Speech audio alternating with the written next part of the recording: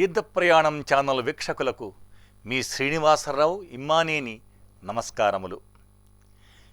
దేవదేవ మహాదేవ నీలగ్రీవ సదాశివ భవనాతీత భూతేశ భీమనాథ నమోస్తుతే. పంచారామ క్షేత్రాలలో పురాతనము మహిమాన్వితమైన ప్రసిద్ధి చెందిన క్షేత్రాలలో శ్రీ బాలత్రిపుర సుందరీ సమేత చాళుక్య కుమార భీమేశ్వర స్వామి ఆలయం ఒకటి. ఈ క్షేత్రము ఆంధ్రప్రదేశ్ రాష్ట్రము కాకినాడ జిల్లా సామర్లకోటలో ఉంది. సామర్లకోటకు తెలుగు రాష్ట్రాలలోని ప్రధాన నగరముల నుండి బస్సు రైల్వే సౌకర్యం ఉన్నది. ఇంకొక దగ్గర రైల్వే స్టేషన్ కాకినాడ 15 కిలోమీటర్ల దూరములో ఉంది. దగ్గర విమానాశ్రయము రాజమండ్రి 49 కిలోమీటర్ల దూరములో ఉంది. ఇచ్చట నుండి బస్సులు, క్యాబులు, ప్రైవేటు వాహనాలు అందుబాటులో ఉన్నాయి. ఆశ్చర్యకర విశేషం ఏమిటంటే ద్రాక్షారామ శ్రీ భీమేశ్వర ఆలయం లాగానే మూల విరాట్టు శ్రీ కుమార భీమేశ్వర స్వామి 14 అడుగుల విగ్రహముతో శుద్ధ స్ఫటికాకార లింగాకృతిలో ఉండి 2 భాగాలుగా భక్తులు దర్శనం చేసుకొనవలసి ఉంటుంది. క్రింది భాగమైన పానపట్టము మొదటి అంతస్తులో ఉంటే పై లింగాకార శీర్షభాగము 2వ అంతస్తులో ఉంటుంది. అయితే ఈ ఆలయములో భక్తులు ముందుగా 2వ అంతస్తులోని శీర్షభాగమైన భీమేశ్వర లింగాన్ని ముందుగా దర్శించుకొని తరువాత క్రింది భాగమైన పానపట్టముతో కూడిన లింగాన్ని తరువాత దర్శించుకుంటారు. ఈ విశాలమైన ఆలయము పెద్ద పెద్ద ప్రాకారాలతో, గోపురాలతో, శిల్ప సంపదతో మనలను ఆశ్చర్యచకితులను చేస్తుంది. ద్రాక్షారామ క్షేత్రము ముక్తి భోగక్షేత్రం అయితే ఈ క్షేత్రము యోగక్షేత్రముగా ప్రసిద్ధి చెందింది. ఎంతో యోగం ఉంటే తప్ప శ్రీ కుమార భీమేశ్వరుని దర్శనము చేసుకోనలేము. చైత్ర వైశాఖ మాసాలలో శ్రీ సూర్యనారాయణుని కిరణాలు ఉదయం స్వామివారి లింగాన్ని, సాయం సమయమందు అమ్మవారి పాదాలను తాగడం ఇక్కడ విశేషం. పడమట ద్వారము నుండి వస్తుంటే మనకు వజ్ర గణపతి దర్శనం కలుగుతుంది. ఆలయంపై దండయాత్రలో గణపతి ఉదరముపై ఉన్న వజ్రాన్ని అపహరించిన గుర్తు మనకు కనపడుతుంది.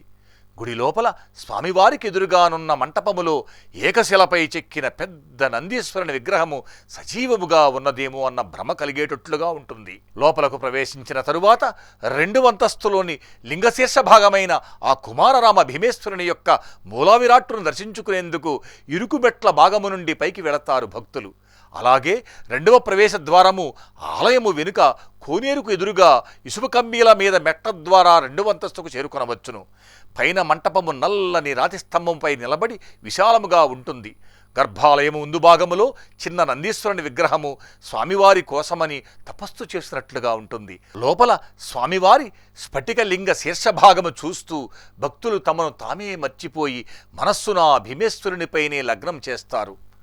గంగాధరో లలాటాక్ష కాలకాల కృపానిధి భీమ పరశుహస్సత్యం మృగపాణీ జటాధర ఓం నమ శివాయ ఓం కుబేర భీమేశ్వర అంటూ తమ కోర్కెలను స్వామివారి ముందు విన్నవించుకుంటారు. స్వామి తప్పక తమ కోర్కెలను తీరుస్తాడని భక్తుల ప్రగాఢ విశ్వాసము.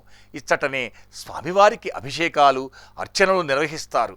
అసలు ఈ స్వామివారి దర్శనమే ఒక యోగమని పురాణాలు చెబుతున్నాయి. ఆ తరువాత ఎదురుగా ఉన్న శ్రీ బాలత్రిపుర సుందరీ దేవిని దర్శించుకునడానికి భక్తులు వెళతారు. జగన్మోహనాకారముగా చల్లని చూపులతో దర్శనమిచ్చే తల్లిని భక్తులు తమ కోరికలు తీర్చమని సర్వమంగళ మాంగళ్యే శివే సర్వార్థ సాధికే శరణ్యే త్రయంబకే దేవి నారాయణ నమోస్తుతే అంటూ కీర్తిస్తారు. ఆ విధంగా ఆ కైలాసనాథుణ్ణి, అమ్మవార్లను దర్శించుకొని క్రింద అంతస్తులో ఉన్న పానపట్ట మూలభాగమును దర్శించుకోవడానికి చీకటి కోణంలోనికి వెళ్ళి గర్భాలయములో ఉన్న స్వామిని దర్శించుకొని ఆలయము వెలుపలి మంటపంలోనికి వస్తారు. ప్రధాన ఘట్టమైన కుమార భీమేశ్వర స్వామి దర్శనము తరువాత ఆలయ ప్రాంగణము చుట్టూ ఉన్న ఉపాలయాలలో ముఖ్యమైన దేవతల దర్శనము కోసమై భక్తులు వెళతారు. ఆలయ పశ్చిమ భాగములో స్వామివారి ప్రతిష్ఠ చేసిన శ్రీ కుమారస్వామి వారు దర్శనమిస్తారు. ఆయనకు కుడివైపున శ్రీ సూర్యనారాయణుడు సజ్ఞ పద్మిని సమేతుడై భక్తులకు దర్శనమిస్తారు.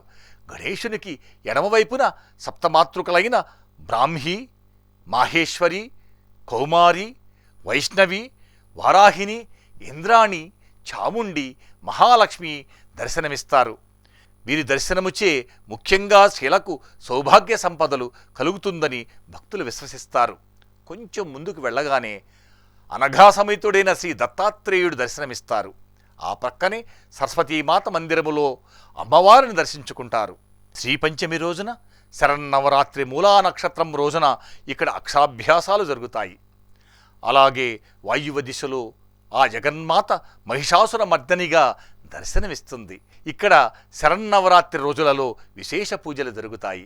ఉత్తరం వైపున ఈ ఆలయ క్షేత్రపాలకుడైన లక్ష్మీనారాయణుని ఆలయం ఉంటుంది. ముందుగా ఈ స్వామిని దర్శించుకున్న తర్వాతే మూల విరాట్టును దర్శించుకోవాలని చెబుతారు.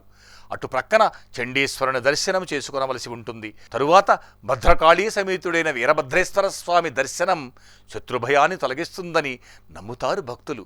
ప్రతి సోమవారం ఈ ఆలయములో మంగళ వాయిద్యాలతో ప్రత్యేకమైన పూజలు నిర్వహిస్తారు. ఈశాన్య భాగములో వల్లీదేవసేన సహితుడైన శ్రీ సుబ్రహ్మణ్యేశ్వర స్వామి దర్శనమిస్తారు. పిదప శ్రీ కాలభైరవ స్వామి ఆలయాన్ని దర్శించుకుంటారు భక్తులు. తూర్పు వైపున గంగా, గోదావరి, కృష్ణ, తుంగభద్ర ఇత్యాది నదుల కలయికగా సప్తనది పుణ్యధామం ఉంది. ఇక్కడ స్నానం ఆచరిస్తే సమస్త పాపాలు తొలగిపోతాయనేది భక్తుల విశ్వాసము. ఆగ్నేయ భాగంలో బహిర్లింగేశ్వరునిగా స్వామి లింగరూపమున దర్శనమిస్తారు. ఈ బహిర్లింగేశ్వరుని మహిమ ఏమిటంటే, సంతానం లేని వారైనా, వ్యాపార బుద్ధి లేకపోయినా, వివాహం కాకపోయినా, లేక అతి ముఖ్యమైన ఇతిబాధలు ఉన్నా భక్తితో స్వామివారి లింగానికి 120 బిందులతో నీటిని అభిషేకము చేసినట్లయితే భక్త సులభుడగు ఆ స్వామి తప్పక తమను ఆ బాధల నుండి విముక్తి చేస్తాడని భక్తులకు అపారమైన విశ్వాసము. అభిషేకానికి కావలసిన నీటిని పక్కనే ఉన్న పుష్కరిణి నుండి తెచ్చి అభిషేకిస్తారు భక్తులు. ఎదురుగా ధ్వజస్తంభము, ప్రక్కన మెట్ల ద్వారా 2వ ప్రవేశ ద్వారము నుండి స్వామివారి దర్శనానికి 2వ అంతస్తులోనికి వెళ్ళవచ్చు. ఆలయ ప్రాంగణములోనే ప్రధాన ఆలయం యొక్క నమూనాతో రూపొందించిన చిన్న ఆలయాన్ని చూస్తుంటే దీనిని ఆధారంగా ఇప్పటి ఇంజనీర్లు తమ ప్రాజెక్టు నమూనాలను రూపొందిస్తున్నారనేది విదితమవుతుంది.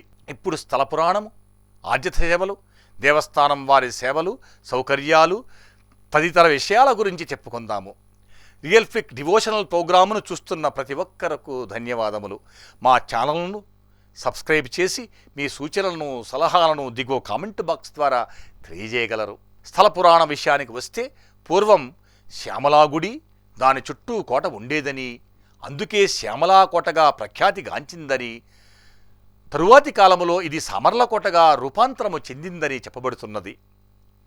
సాక్షాత్తు శ్రీ కుమారస్వామి ఈ లింగాన్ని ప్రతిష్ఠ చేయటం వలన కుమారరామమని లేక కుమార భీమేశ్వరుడిని ఈ క్షేత్రము పెరిగాంచిందని పురాణాలు చెబుతున్నాయి.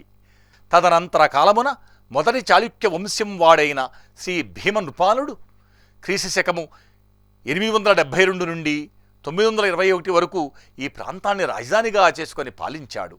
ఆయనకు ఆ పరమేశ్వరునిపై అపారమైన భక్తి విశ్వాసములు ఉండుట వలన ఈ ఆలయ ప్రాకారములు తదితర నిర్మాణములు గావించి అభివృద్ధి చేశాడని, అందుకే ఆయన పేరును ఈ ఆలయ నామములో కలిపి శ్రీ చాళుక్య భీమేశ్వర స్వామి ఆలయముగా ప్రసిద్ధి చెందిందని శాసనాలు చెబుతున్నాయి. పరిశీలన చేస్తే ఈ ఆలయం పంచారామ ద్రాక్షారామం ఆలయ నిర్మాణానికి చాలా దగ్గర పోలికలు ఉంటాయి.